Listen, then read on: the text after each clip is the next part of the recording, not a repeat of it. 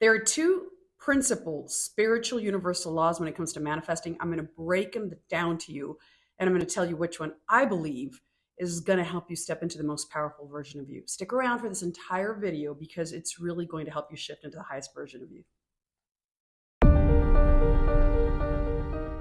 Okay, welcome to Patty's World. I'm Patty. I am a manifestation transformational coach. And really, I help you step into the best version of you so that you align with all the desires of your heart. And what I talk about here is really what helped me to transform using these techniques and principles and laws. And when I was introduced to them, or when they showed up in my life, because I no longer believe in coincidence, when they showed up in my life, and I think when I was looking for your heart, your soul knows when it's searching for something. And I began to apply them and learn, and the teachers came and the principles came. I transformed who I was. So therefore, my world outside of me transformed. Okay, so let's get to it. Law of attraction, the one that everyone hears about, the secret. It's what really probably got you into manifest. It's the overarching manifesting law. Law of attraction states or says at its most simplest explanation is whatever you focus on, you magnify, you increase, you attract into your life. Whatever you're putting your energy and attention into, you're going to attract, align, resonate with. Therefore, whatever you're talking about, focusing on, complaining about, you are creating more of. The key, the shift is to shift into what you prefer, not what you don't want. And so it's changing your words and your thoughts. You're manifesting by attracting, by resonance, by resonating, because everything has a vibrational frequency. Law of assumption is really the one that changed things for me. And I believe it's a more powerful law. Neville teaches this. He's the father, the godfather of the law of assumption, although there's other teachers as well. But essentially, it's about manifesting from within. And you can use both principles and they overlap. It's really taking different roads to get to the same destination. I teach predominantly law of assumption, but it intertwines with law of attraction because it's all interrelated, right? And like the law of resonance, law of vibration, law of cause and effect, law of reciprocity. I actually have a book I'm working on, Spiritual Universal Laws, but I'm not going to go down that rabbit hole right now. Okay, so law of assumption says at its most simplest basis level is that you manifest whatever you believe to be true. Let me say that again.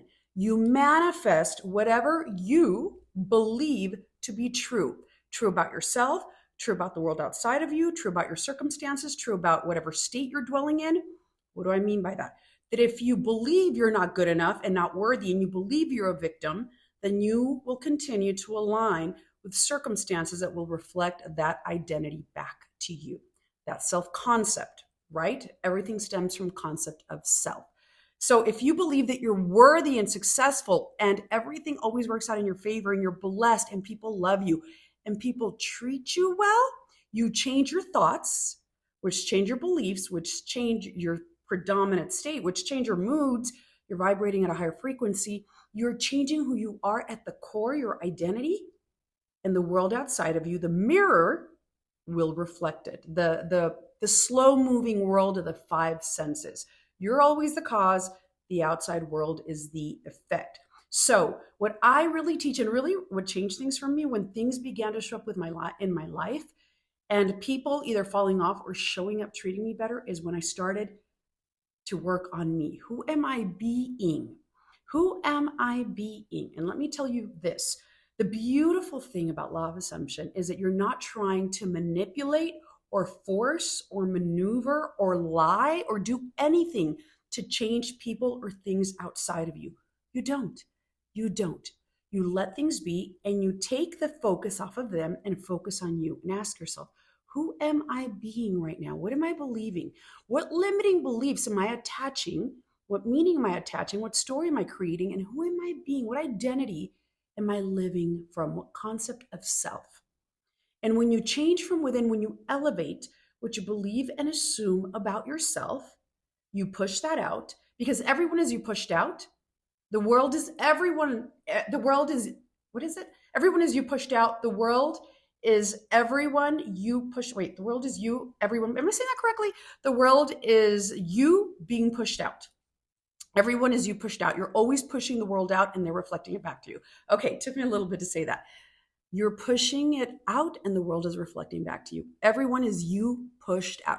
So whoever you are being, that is what you're pushing out. People show up confirming the evidence of who you are being.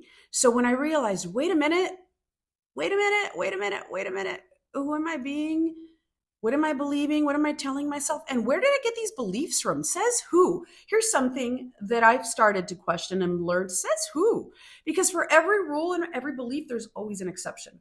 And you get to say, not in my reality, I'm the exception. In my reality, everything always works out. I always get everything I want. Everything always works out in my favor. I'm healthy. I'm abundant. I'm wealthy. I get to decide what is true in my reality. I am always the exception.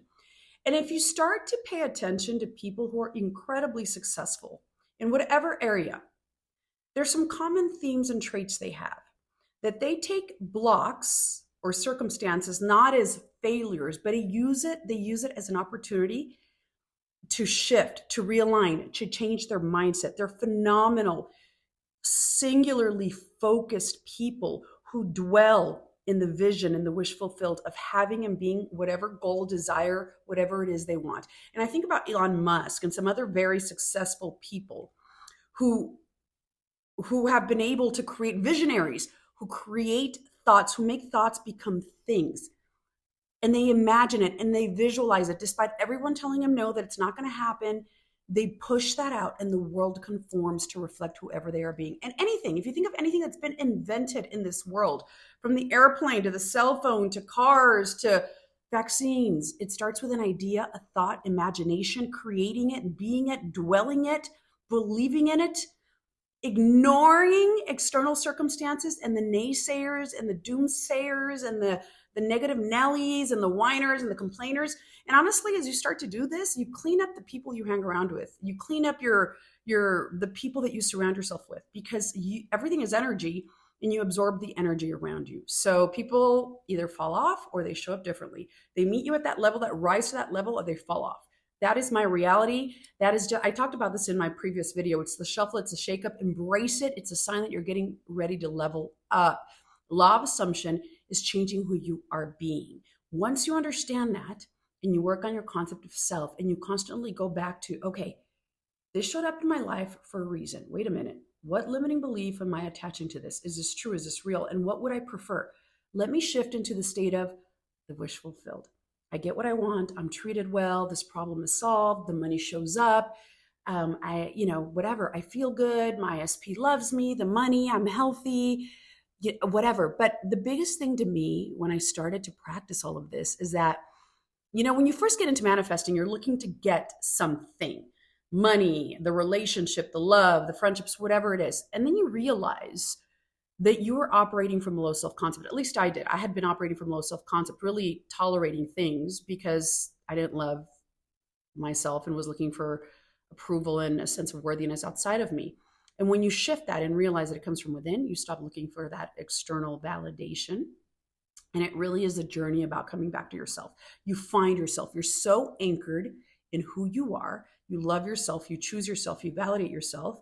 Not everyone is for you. That's okay. I know who I am. And you focus singularly on the goal and the vision for your life.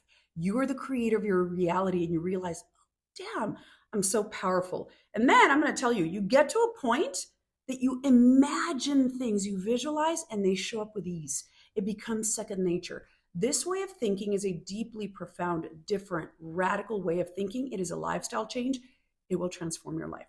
So there you go. Difference between law of assumption, law of attraction. I teach predominantly law of assumption, changing who you are, conscious creation. It merges a lot of laws. Also, if you want to work with me, I'm going to be traveling, but I have some things I just released. You can reach me by email. If you have a question for me, email me. I can answer you. And it's also good stuff because you're always in contact with me if you want access to me. Okay, thank you for watching, and I'll see you on the next one.